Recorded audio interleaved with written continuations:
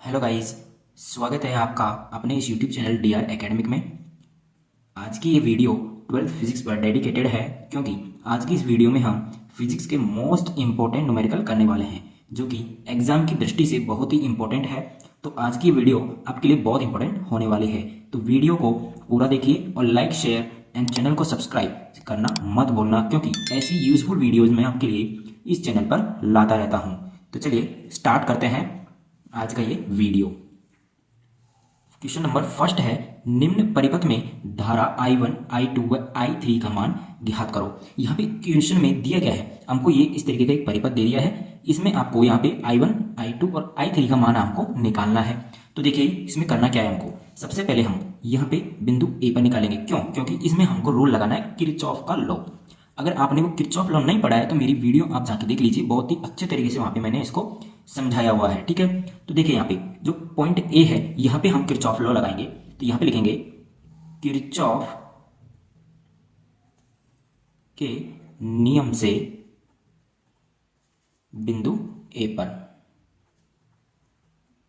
पर क्या होगा हमारे पास, यहाँ पे किरचॉफ का फर्स्ट लॉ क्या कहता है कि आने वाली धारा और जाने वाली धाराओं का योग, यानी बीजगणितीय योग क्या होता है, बराबर होता है। यहाँ पे ध्यान रखिएगा, योग और बीजगणितीय योग में बहुत अंतर होता है भाई। ठीक है, तो यहाँ पे क्या लिखेंगे हम कि आने वाली धारा और जाने वाली धारा बराबर होती है। तो हमको यहाँ पे फाइंड आउट करना है I1 का मान। ठीक है, तो यहाँ पे बिंदु ए पर देखते हैं हम आने वाली धाराओं का योग लिख लेते हैं पहले। तो आने वाली कौन कौन सी है, 2 एम्पियर, 2 एम्पियर। ठीक है, ये है हमारे पास। तो यहाँ पे लिखेंगे 2 + 2 बराबर कर देंगे हम जाने वाली धाराओं के, यानी कि हमारे पास जाने वाली एक ये है और एक I1 है। तो यहाँ पे लिखेंगे 1 एम्पियर प्लस I1। ठीक है, तो ये हमारे पास आ गया है फर्स्ट लॉ के अकॉर्डिंग। तो हम यहाँ पे लिख देंगे 4 = 1 + I1। तो हमारे पास I1 का मान कितना आ जाएगा, 3 एम्पियर आ जाएगा। ठीक है, कितना आ जाएगा, 3 एम्पियर आ जाएगा। ठीक है, यहाँ पे देखिए आपको दिख नहीं रहा होगा, देखिए अब हम निकालते हैं बिंदु बी पर, क्योंकि हमारे पास I1 का मान आ चुका है। अब हम निकालेंगे बिंदु बी पर।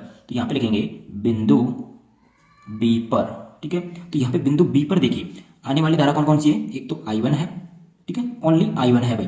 ठीक है, तो यहाँ पे देखिए I1 बराबर हो जाएगा जाने वाली धाराओं के, यानी कि 1 एम्पियर और एक हो जाएगा I2। तो यहाँ पे 1 + I2। ठीक है, अब यहाँ पे देखिए I1 का मान हमको दिया हुआ है, क्योंकि हमने निकाल लिया, दिया हुआ नहीं निकाल लिया हमने पहले ही। तो यहाँ पे कितना हो जाएगा, ये 3 एम्पियर। तो यहाँ पे 3 बराबर हो जाएगा 1 + I2। तो यहाँ पे I2 का मान कितना आ जाएगा, ये आ जाएगा 2 एम्पियर। ओके, तो यहाँ पे हमारे पास I2 का मान निकल के आ गया है। नेक्स्ट यहाँ पे हम बात करते हैं बिंदु सी पर, यानी कि बिंदु सी पर। तो बिंदु सी पर कैसे निकालेंगे, ये भी हमारे पास I2 आने वाली हो गई और एक हमारे पास ये 1 एम्पियर आ रही है। तो यहाँ पे हो जाएगा I2 + 1 बराबर हो जाएगा जाने वाली धाराओं। तो जाने वाली कौन कौन सी है, एक तो 2 एम्पियर है और एक I3 है हमारे पास। तो यहाँ पे हो जाएगा 2 + I3। ठीक है, अब यहाँ पे जो I2 है वो हमने निकाल लिया, कितना है, 2 है, प्लस 1 = 2 + I3। ओके, यहाँ पे I3 का मान कितना आ जाएगा, 3 = 2 + I3, और यहाँ से I3 का मान हमारे पास निकल के आ जाएगा 1। ठीक है, तो इस तरीके से हमने यहाँ पे मान निकाल लिए हैं। I1 बराबर 3 एम्पियर, यहाँ पे देखिए I1 बराबर 3 एम्पियर, I2 बराबर हो जाएगा 2 एम्पियर एंड I3 बराबर हो जाएगा 1 एम्पियर। तो इस तरीके से हमारे पास ये कंप्लीट आंसर आ जाएगा। ठीक है, तो हमसे पूछा क्या था, I1, I2 और I3 का मान, जो कि हमारे पास यहाँ पे निकल के आ चुका है। ठीक है, नेक्स्ट क्वेश्चन की तरफ चलते हैं। नेक्स्ट क्वेश्चन है, एक तार का प्रतिरोध 8 ओम है, इसे 2 गुनी लंबाई तक खींचा जाता है, तार का नया प्रतिरोध ज्ञात कीजिए। देखो भाई, इसमें है ना आपको एक फॉर्मूला आना चाहिए आपको, जो कि फॉर्मूला क्या होता है वो मैं आपको अभी बता देता हूँ। देखिए यहाँ पे फॉर्मूला होता है नया प्रतिरोध, बराबर होता है n² × पुराना प्रतिरोध। ये शायद आपने चैप्टर में नहीं पढ़ा होगा, बट ये एक तरीके का एक फॉर्मूला होता है, ये आपको आना चाहिए। ठीक है, आप याद कर लीजिएगा, बहुत सिंपल है। यहाँ पे कुछ नहीं करना है, बस आपको नया प्रतिरोध निकालना है। तो आपको क्या करना है, पुराने प्रतिरोध से n² को मल्टीप्लाई कर देना है। अब यहाँ पे आप पूछोगे भाई n² की वैल्यू कितनी है, तो यहाँ पे जो n है ना, वो n क्या है, यहाँ पे आपको दिख रहा होगा 2 गुनी, यानी कि कितना गुना उसको लंबा यानी कि खींचा गया है। मान लीजिए कोई तार है, ये कोई तार है जिसकी, यानी कि जिसका जो प्रतिरोध है वो यहाँ पे 8 ओम है, इसका प्रतिरोध 8 ओम है, लेकिन इसकी जो लंबाई है ना एल है, इसको हमने दुगनी यानी कि और दुगनी बढ़ा दिया यानी कि एल कर दिया, तो कितना हो जाएगा एल और एल 2L हो जाएगा। ठीक है, तो यहाँ पे दुगनी हो गई है, तो यहाँ पे ये एन स्क्वायर क्या है, यहाँ पे ये लंबाई है कि कितना गुना इसको खींचा गया है इस तार को। ठीक है, तो यहाँ पे देखिए हम निकालेंगे नया प्रतिरोध जिसको हम आर डैश से लिखेंगे, तो बराबर में एन की वैल्यू यहाँ पे 2 गुनी यानी कि 2 का स्क्वायर हो जाएगा। ठीक है, इनटू पुराना प्रतिरोध, यहाँ पे एक तार का प्रतिरोध यहाँ पे दिया हुआ है 8 ओम। ठीक है, तो यहाँ पे आर डैश की वैल्यू कितनी आ जाएगी 4 इंटू 8। ठीक है, तो यहाँ पे आर डैश कितना आ जाएगा 32। ठीक है, 32 ओम आ जाएगा। तो ये आपका आंसर। ठीक है, बहुत सिंपल क्वेश्चन है भाई। ठीक है, चलिए चलते हैं नेक्स्ट क्वेश्चन की तरफ।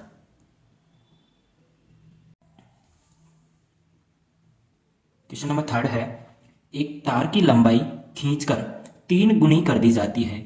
तार को एक नियत विभवांतर के स्रोत से जोड़ने पर तार के प्रतिरोध व अनुगमन वेग या फिर इसको हम अपवहन वेग भी बोलते हैं, इन पर क्या प्रभाव पड़ेगा। तो यहाँ पे सिंपल सा फॉर्मूला बेस्ड क्वेश्चन है, और ये बात मैं आपसे बोल देता हूँ पहले से ही कि ये जो न्यूमेरिकल है ये मोस्ट इंपॉर्टेंट है भाई। ठीक है, क्योंकि इससे क्वेश्चन आए हुए हैं पिछले कुछ सालों में। तो यहाँ पे ये जो न्यूमेरिकल है ये आपके लिए बहुत ही इंपॉर्टेंट है। यहाँ पे आपसे प्रतिरोध व अनुगमन वेग पर क्या प्रभाव पड़ेगा ये आपसे इसमें पूछा गया है। तो चलिए एक एक का आंसर आप इसमें करते हैं। तो यहाँ पे देखिए फर्स्ट यहाँ पे लिखते हैं प्रतिरोध। तो यहाँ पे प्रतिरोध की हम बात करें कि प्रतिरोध पर इसमें क्या प्रभाव पड़ेगा। तो देखिए एक तार की लंबाई खींचकर 3 गुनी कर दी जाती है, तो तार को एक नियत विभवांतर के स्रोत से जोड़ने पर, यहाँ पे देखिए मैंने आपको अभी रिसेंटली एक क्वेश्चन करवाया है, सेकेंड क्वेश्चन, जिसमें मैंने आपको एक फॉर्मूला लिखवाया था, यानी कि नया प्रतिरोध बराबर एन स्क्वायर इंटू पुराना प्रतिरोध, वही फॉर्मूला इसमें काम आने वाला है। तो देखिए यहाँ पे मैंने आपको लिखवाया था आर डैश बराबर N square into R, R मतलब वही अपना पुराना प्रतिरोध। तो यहाँ पे जो पुराना प्रतिरोध है वो यहाँ पे दिया हुआ नहीं है, तो हम क्या मान के चलेंगे आर। ठीक है, तो यहाँ पे जो एन की वैल्यू है वो यहाँ पे दी हुई है 3 गुनी, यानी कि 3 यहाँ पे मान है एन का, क्योंकि तार को खींचकर कितना लंबा किया गया है 3 गुना। तो यहाँ पे आर डैश बराबर 3 का स्क्वायर इंटू आर, तो यहाँ पे आ जाएगा आर डैश बराबर 9R। ओके, तो यहाँ पे हम लिख सकते हैं कि प्रतिरोध 9 गुना हो जाएगा। कितना हो जाएगा 9 गुना, यानी कि जो पहले प्रतिरोध था आर वो कितना हो जाएगा 9 गुना हो जाएगा, यानी कि आर डैश कितना हो गया हमारे पास 9R हो गया, मतलब जो पहले प्रतिरोध था उससे 9 गुना नया प्रतिरोध हो जाएगा। ठीक है, यहाँ पे हम बात करते हैं सेकंड अनुगमन वेग, जिसको हम अपवहन वेग भी बोलते हैं। इस पर क्या प्रभाव पड़ेगा, तो भाई इस पर प्रभाव क्या पड़ेगा, देखिए इसका हम सबसे पहले फॉर्मूला जानते हैं कि इसका फॉर्मूला में जो हमारे पास लंबाई होती है यानी कि वी डी इनवर्सली प्रोपोर्शनल होता है एल, यानी कि जो अपवहन वेग है वो एल पर डिपेंड करता है। किस तरीके से डिपेंड करता है, V D inversely proportional L. तो यहाँ पे एल क्या हुआ है हमारे पास 3 गुना, यानी कि 3 हमारे पास एल की वैल्यू है, तो वी डी इनवर्सली प्रोपोर्शनल 3। तो यहाँ पे हम लिख देंगे कि जो अपवहन वेग है, ठीक है ना, क्या है अपवहन वेग या अनुगमन वेग जो है वो 1/3 हो जाएगा। कितना हो जाएगा 1/3 हो जाएगा। ठीक है, तो ये थे इसका जो सॉल्यूशन है वो। कितना सिंपल है ना भाई, जितना बड़ा क्वेश्चन आपको दिखता है ना उतना बड़ा होता नहीं है, बहुत सिंपल होता है। ठीक है, चलिए चलते हैं नेक्स्ट क्वेश्चन की तरफ। नेक्स्ट क्वेश्चन है, एक 10 वोल्ट विद्युत वाहक बल्ब तथा 3 ओम आंतरिक प्रतिरोध वाली सेल को एक प्रतिरोध के साथ श्रेणी क्रम में जोड़ा जाता है। यदि प्रतिरोध में 0.5 यानी 0.5 एम्पियर की धारा हो, यानी कि उसमें कितनी धारा प्रवाहित हो रही है 0.5 एम्पियर की, तो प्रतिरोधक का प्रतिरोध व सेल के सिरों के बीच विभवांतर ज्ञात कीजिए। बस इसमें 2 चीजें पूछे आपसे, एक तो प्रतिरोध पूछा है और एक सेल के बीच का, यानी कि सेल के जो सिरे होते हैं दोनों सिरे उनके बीच विभवांतर का मान आपसे पूछा है। तो यहाँ पे फर्स्ट हम निकालते हैं प्रतिरोध। ठीक है, तो यहाँ पे हम फॉर्मूला जानते हैं किसका फॉर्मूला जानते हैं आप, सेलों का श्रेणी क्रम का फॉर्मूला आप जानते हैं क्या होता है। यहाँ पे उसका फॉर्मूला होता है हमारे पास I = E upon capital R plus small r। ठीक है, क्योंकि यहाँ पे जो वैल्यू है ना वो कौन कौन सी दी हुई है वो आपको यहाँ पे लिखनी होगी। मैंने आपसे बोला था ना कि आपको सबसे पहले यहाँ पे गिवन लिखना होता है।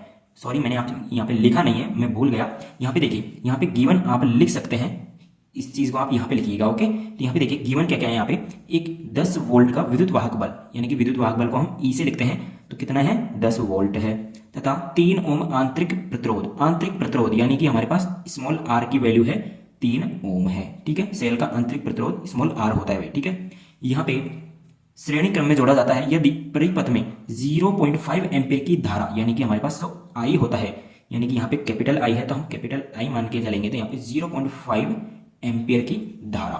ठीक है, तो ये हमारे पास मान है, इनको हम यहाँ पे पुट करेंगे तो हमारे पास क्या निकल के आ जाएगा, प्रतिरोध, जो कि कैपिटल आर होता है। ठीक है, तो यहाँ पे देखिए हमारे पास सबसे पहले हम यहाँ पे आर का मान निकालेंगे, तो ये हो जाएगा देखिए आर इक्वल टू, हमारे पास ये हो जाएगा देखिए, आप डायरेक्ट यहाँ पे मान रख लीजिए ताकि जिससे आपको परेशानी ना हो। देखिए आई का मान यहाँ पे 0.5 इक्वल होता है, ई की वैल्यू है 10 upon R plus small R है हमारे पास 3, तो यहाँ पे देखिए ये हो जाएगा हमारे पास 0.5 आर प्लस, यहाँ पे इसको हम मल्टीप्लाई करेंगे 0.5 से 3 को मल्टीप्लाई करेंगे तो हमारे पास 1.5 आ जाएगा, तो इक्वल में हो जाएगा 10, ये हो जाएगा 0.5 आर इक्वल टू 10 माइनस 1.5, तो हमारे पास r इक्वल टू हो जाएगा 10 माइनस 1.5 अपॉन 0.5, तो हमारे पास r का जो मान है वो यहाँ पे निकल के आ जाएगा, ये हो जाएगा हमारे पास 8.5 अपॉन 0.5। ओके, तो यहाँ पे r का मान आपको यहाँ पे इसको सॉल्व करके आपको लिखना है भाई। ठीक है, ये आपका काम है और इसका आंसर क्या है कमेंट में जरूर बताना। सेकंड, इसमें हमको निकालना है विभवांतर, यानी कि सेल के सिरे जो है उनके बीच का विभवांतर हमको निकालना है, तो यहाँ पे सेकंड का आंसर हम लिखेंगे विभवांतर। अब हम जानते हैं, क्या जानते हैं, सेलों के आंतरिक प्रतिरोध से, यहां पे लिखेंगे सेलों के आंतरिक प्रतिरोध से। ठीक है, यहां पे सेलों का आंतरिक प्रतिरोध का फॉर्मूला हम लगाएंगे R equal to E minus V upon I. Okay, यहां पे देखिए हमारे पास R का मान हमको दिया हुआ है, I का मान दिया हुआ है, E का मान हमको दिया हुआ है, हमको V निकालना है जो कि क्या है विभवांतर है। ठीक है, तो सिंपल यहाँ पे R का मान है 3 इक्वल टू E हमारे पास 10 है माइनस V अपॉन I हमारे पास 0.5 है, तो इसका मल्टीप्लाई करेंगे तो ये हमारे पास 1.5 इक्वल टू 10 माइनस V हो जाएगा, तो V हमारे पास क्या निकल के आ जाएगा, ये हो जाएगा हमारे पास V इक्वल टू 10 माइनस 1.5, यानी कि V का मान हमारे पास आ जाएगा 8.5, ये हमारे पास आंसर हो जाएगा। ठीक है, तो ये थे हमारे चैप्टर नंबर 3 के इंपॉर्टेंट न्यूमेरिकल, बहुत ही इंपॉर्टेंट न्यूमेरिकल है। तो कैसा लगा वीडियो को लाइक कर दीजिए, चैनल को सब्सक्राइब कर दीजिए और शेयर कर दीजिए ज़्यादा से ज़्यादा लोगों को, ताकि उनको भी न्यूमेरिकल में जो भी प्रॉब्लम है वो उनकी सॉल्व हो सके। ठीक है, चलिए मिलते हैं नेक्स्ट वीडियो में किसी अच्छे से टॉपिक के साथ। Okay, bye bye, take care, thank you.